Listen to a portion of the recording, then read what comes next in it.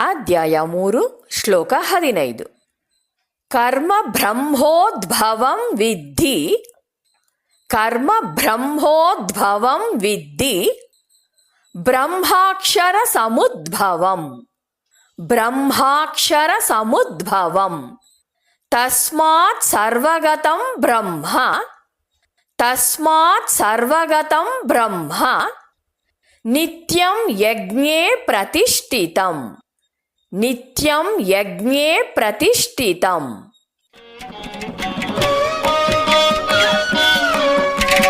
ಹೇಳಿಕೊಡುವುದನ್ನು ಅನುಸರಿಸಿ.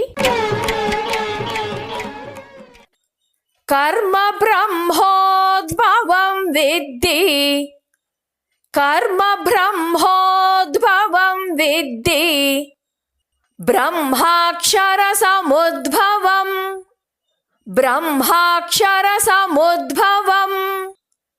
ತಸ್ಮಾತ್ ಸರ್ವಗತಂ ಬ್ರಹ್ಮ, ತಸ್ಮಾತ್ ಸರ್ವಗತಂ ಬ್ರಹ್ಮ, ನಿತ್ಯಂ ಯಜ್ಞೇ ಪ್ರತಿಷ್ಠಿತಂ, ನಿತ್ಯಂ ಯಜ್ಞೇ ಪ್ರತಿಷ್ಠಿತಂ.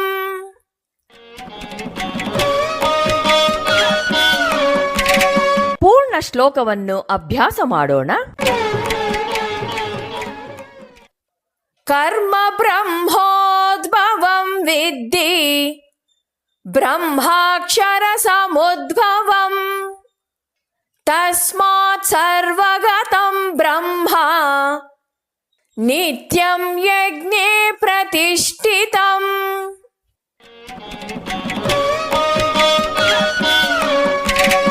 ಶ್ಲೋಕದ ಅರ್ಥವನ್ನು ತಿಳಿಯೋಣ. ವೇದಗಳಲ್ಲಿ ನಿಯಂತ್ರಿತವಾದ ಕರ್ಮಗಳನ್ನು ವಿಧಿಸಿದೆ.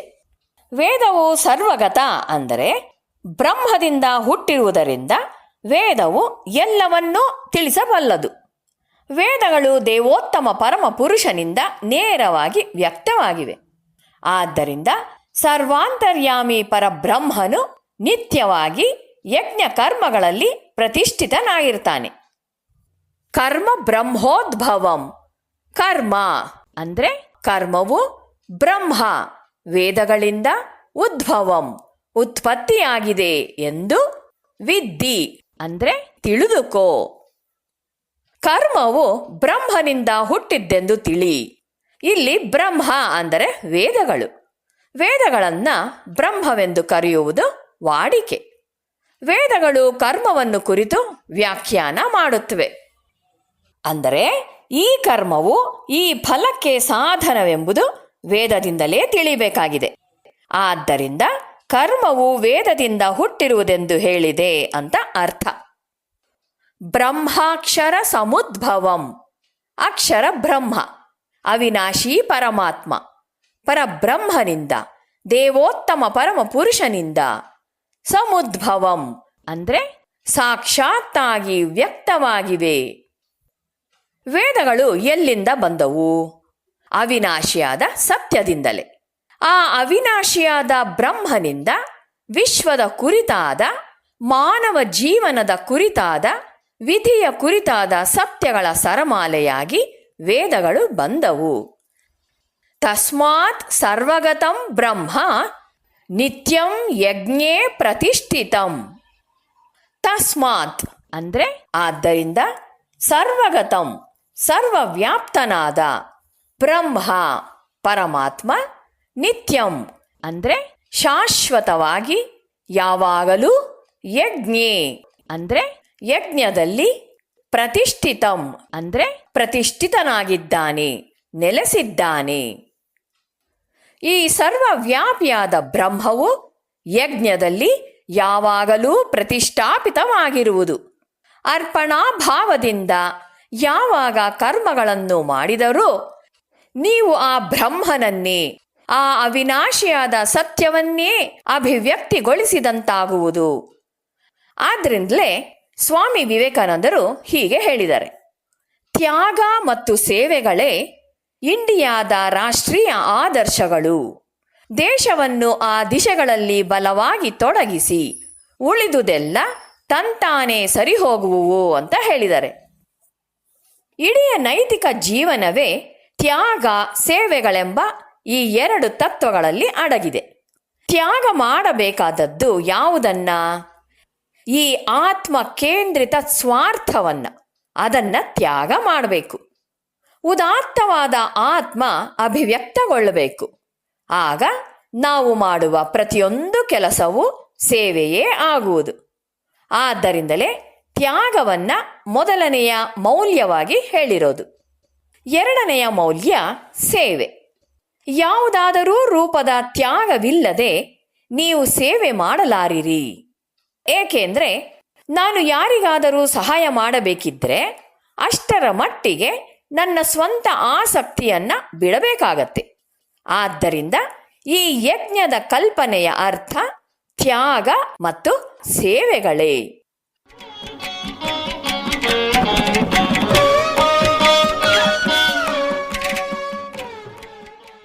ಕರ್ಮಚಕ್ರವು ಪರಮಾತ್ಮನಿಂದಲೇ ಬಂದಿರುವುದು ಅನ್ನೋದನ್ನ ಇಲ್ಲಿ ತಿಳಿಸಿದೆ.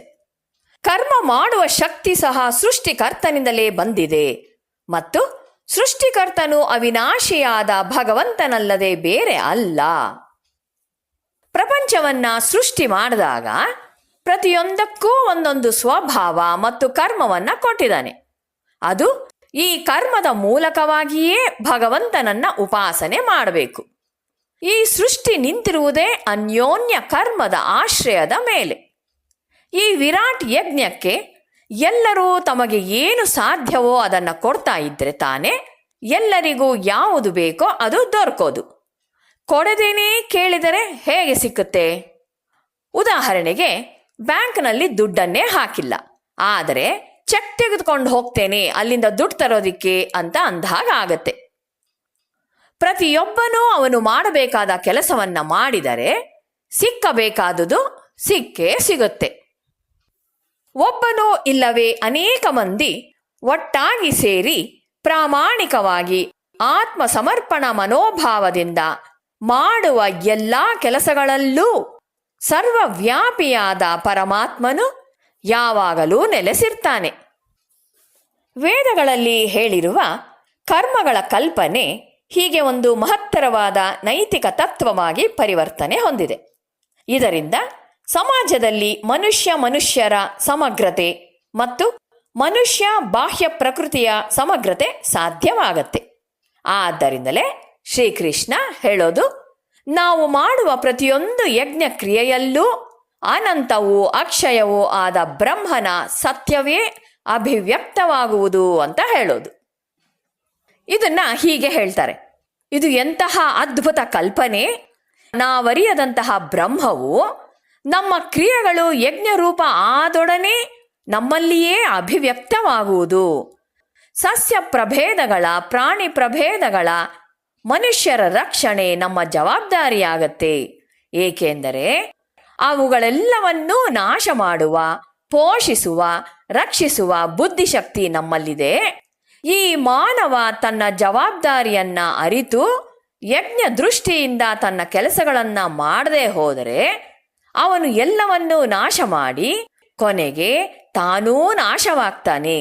ಆದ್ದರಿಂದಲೇ ಪ್ರತಿಯೊಂದೂ ಈ ಯಜ್ಞದಲ್ಲಿಯೇ ಕೇಂದ್ರಿತವಾಗಿರುವುದು ಅಂತ ಇಲ್ಲಿ ಹೇಳಿರೋದು.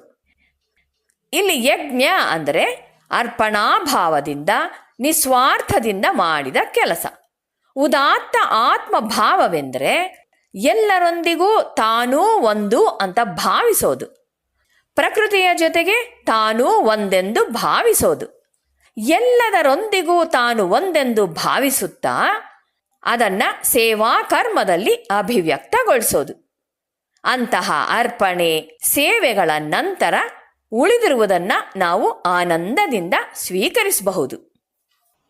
ಸಮಷ್ಟಿಯ ವ್ಯಾಪಾರ ಮುಂದುವರಿಬೇಕಾದ್ರೆ ವ್ಯಷ್ಟಿಯು ಕೊಡುವುದನ್ನು ಕೊಡಬೇಕು ಅಂತ ಹೇಳ್ತಾರೆ. ಸಮುದ್ರ ಮಳೆ ಕರೆಯುವ ಮೋಡವನ್ನು ಕಳುಹಿಸಬೇಕಾದ್ರೆ ಹಗಲು ರಾತ್ರಿ ನದಿಗಳು ಅದಕ್ಕೆ ನೀರನ್ನು ಒದಗಿಸ್ತಿರಬೇಕು. ಭೂಮ ಒಂದು ರೀತಿ ಕೊಡುತ್ತಿದೆ, ಅಲ್ಪ ಒಂದು ರೀತಿ ಕೊಡುತ್ತಿದೆ. ಈ ಕೊಡುತ್ತಿರುವ ನಿಯಮದ ಮೇಲೆಯೇ ಸೃಷ್ಟಿ ಬದುಕಿರೋದು ಅಂತ ಹೇಳ್ತಾರೆ. ಆಹಾರದಿಂದ ಜೀವಿಗಳು ಹುಟ್ಟುತ್ತವೆ, ಮಳೆಯಿಂದ ಆಹಾರ ಹುಟ್ಟುತ್ತದೆ, ಯಜ್ಞದಿಂದ ಮಳೆಯಾಗುತ್ತದೆ, ಯಜ್ಞವು ಕರ್ಮದಿಂದ ಉದ್ಭವವಾಗುತ್ತದೆ, ಕರ್ಮವು ವೇದಗಳಿಂದ ಉದ್ಭವಿಸುತ್ತೆ, ವೇದವು ಅಕ್ಷರದಿಂದ ಹುಟ್ಟಿದೆ. ಆದ್ದರಿಂದ ಸರ್ವವ್ಯಾಪಿಯಾದ ವೇದವು ಯಜ್ಞದಲ್ಲೇ ಕೇಂದ್ರಿತವಾಗಿರುವುದು.